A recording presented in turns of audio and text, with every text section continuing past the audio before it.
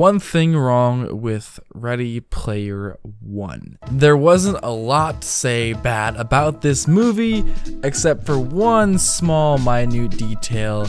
We'll get into that in just a little bit. But how's it going, guys? My name is CJ, or Cole James. Welcome back to another video. This video is going to be all about the movie that just came out in theaters, Ready Player One. It is based off of a novel. Originally, it was published in 2011 by Ernest Cline, and the whole point behind this book and this movie now is that it's kind of talking about becoming the video game, or basically being inside the video game. With 2017 and 18, with all this VR stuff going on, I think this was the perfect year to make the movie on this, because VR is so hot and trendy. So Steven Spielberg, good job. You made the movie at a great time. But before I talk about anything that was in this movie, big spoiler alert, okay?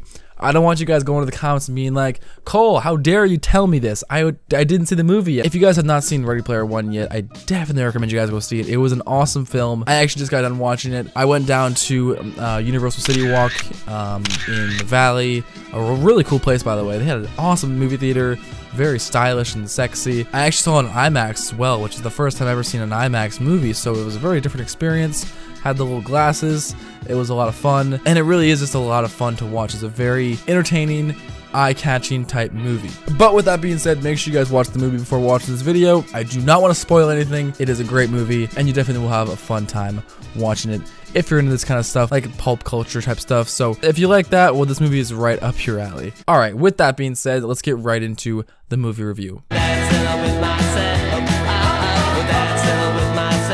So I don't really have a lot of bad things to say about it. As a matter of fact, I don't think I have anything really bad to say about the movie. It takes place in the very far future, 2045, 50, all that stuff. And it's basically where technology has come so far to the point where you're able to actually play the games that you like in VR, and you're able to go wherever you like, be whoever you like, and do whatever you want, with boundaries, of course. There's a currency in the game. There are a lot of other components to it, but the main plot of this movie is that people are trying to complete the Easter egg hunt that the game maker himself put into the game originally. And when you get the Easter egg, it's basically going to allow you to control all of the game, basically called the Oasis. It's the entire game itself.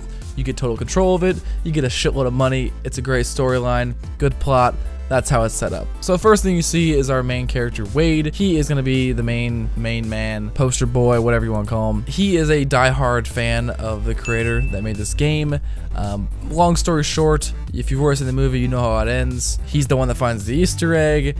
Everything's fucking fantastic. So the whole plot is pretty cool. This movie had a lot of other really decent actors as well that I am not a huge fan of, but I know who they are, and I'm like, you know what, hey, good job, you made a little debut. Let's talk about first the pros of the movie, and then I'll talk about the cons and the one thing that I think could have been done differently in the movie. So first off, like I said, I can't complain too much about it, because honestly, overall, the freaking CGI in this movie is on point. The detailing, and I know they show off too, like they're showing this off as well. They're like, oh, look what we can do. Steven Spielberg's never disappoint. You know, obviously it's gonna be good, but the CGI work is absolutely insane in this movie. The detail is crazy stupid. They have shots where they do this, they zoom really close and they see all the details, and you're just like, wow, okay, I see what you're doing there.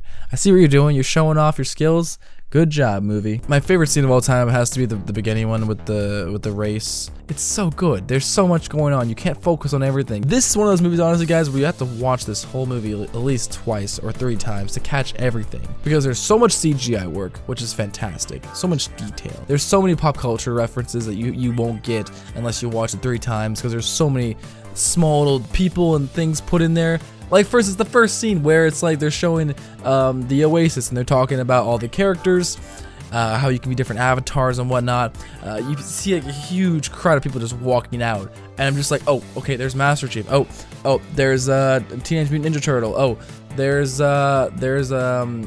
Stormtrooper. Or what? You know what? There's just so many things to see. So if you've seen the movie once, I highly recommend you guys see it again, because you're gonna catch way more things you didn't the first time. So one in particular that really stood out to me was the ending scene, the ending fight where they're all on the snow level, the snow mission, Planet Doom, I believe. And it was where Of course, I gotta say the Iron Giant was awesome to see. I loved the Iron Giant as a kid. Great movie, good times. But one of the things that really was awesome, and I had like the nerd shivers. I was like, oh, in the theater, is when I saw one of the characters, the Japanese guy, the samurai guy. He turned into a Gundam. Gundams are awesome. That was my childhood. Okay, with my brothers, we loved Gundams. It was so dope to see a Gundam animated taking down giant Mecha Godzilla. It was that's the kind of stuff that would be like, oh yeah, I would totally go watch that again. That stuff's pretty awesome, and again, CGI work was on point. Overall, the movie was great. I cannot complain about really anything else from the movie. Like, the movie was overall solid. Plot was good. However, there are some things that I think they could have done a little better. There were some actors that were pretty bad. I think they could have recasted. I don't want to say any names, but it was definitely that guy. The girl with the terrible bangs, the bad chick, the bad chick. I wasn't too crazy about her character. Overall, though, everyone else was pretty good. I like the diversity. Of course, you got to keep it diverse. You know what I'm talking about, Steven Spielberg. You know exactly what I'm talking about. But the one problem that I really had with this movie, and this might come to a surprise to you, but the ending. Now, I didn't really read the book, but I had some information told to me that the way the book ended originally is that the main character, Wade, or Parzival, basically Parzival interacts with the other characters, his friends in the movie, a lot differently in the book.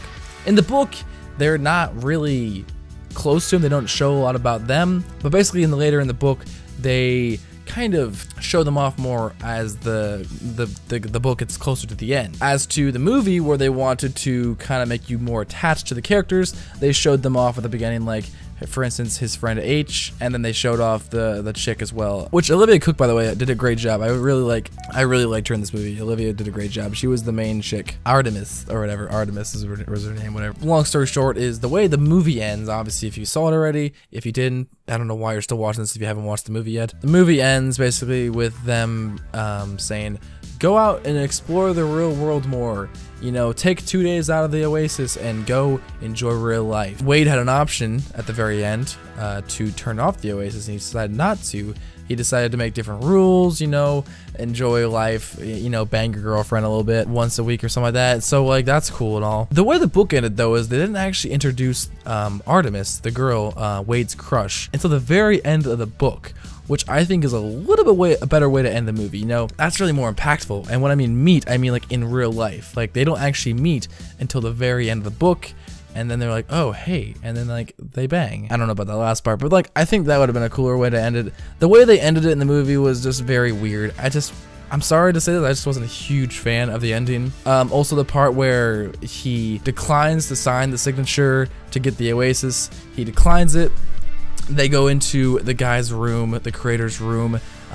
He gives him an option to turn the thing off. He doesn't do it. I don't know. It was a very weird ending. Then it switches back to him with all the lawyers, and then it all happens so fast. And then before you know it, they're like, okay, well, here are the rules. You can only spend time in the oasis Monday, Wednesday, Friday, Saturday, and Sunday, or something like that. I don't know. I feel like Spielberg could have had a really impactful ending, because the whole movie all the way through was nostalgic. It was awesome. It really made me feel some type of way. It was a very good movie. I'm not going to disown that at all. But the last thing I really want to say is that just the ending was less satisfying than I thought it was going to be. Maybe I had too high of hopes, because the whole movie was stringing me along. I was like, this is amazing. I'm loving every second of this. And then the ending came, and I was like, oh, well, that's the end. Overall, though, it wasn't a bad movie. Definitely worth the money. If you guys want to go see it, do not hesitate. Go see it while it's hot and spicy, and see it on IMAX too, which is insane. I had never done it before. It was pretty cool doing that. Anyway, guys, this is my review on Ready Player One. Thank you for watching. My name is Cole James, or CJ. Have an awesome day. Stay sexy. Stay cool. And remember to milk your mangoes with a mighty maggot.